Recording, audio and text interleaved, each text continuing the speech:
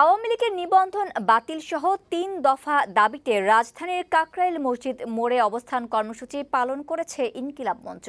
রোববার শাহবাগ থেকে মিছিল নিয়ে প্রধান উপদেষ্টার বাসভবন যমুনা অভিমুখে যেতে চাইলে আইনশৃঙ্খলা রক্ষাকারী বাহিনীর বাধার মুখে পড়ে তারা। পরে ইনকিলাব মঞ্চের নেতাকর্মীরা সড়কের একপাশে অবস্থান নিয়ে বিক্ষোভ করতে থাকে। এক পর্যায়ে আন্দোলনকারীরা কাকরাইল মসজিদ মোড়ে অবস্থান নিয়ে সড়ক অবরোধ করেন। এতে ওই এলাকায় যান চলাচল ব্যাহত হয়, ভোগান্তিতে পড়েন যাত্রীরা। এ সময় জুলাই বিপ্লবে অংশ নেওয়া শিক্ষার্থীদের নিরাপত্তা নিশ্চিত করতে সরকারের প্রতি দাবি জানান আন্দোলনকারীরা।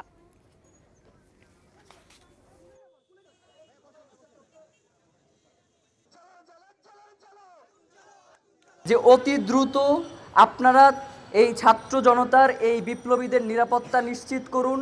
আপনাদের হাতে আমরা যে দায়িত্ব তুলে দিয়েছি সেই দায়িত্ব যথাযথভাবে পালন করার চেষ্টা করেন, না হলে দায়িত্ব ছেড়ে দেন।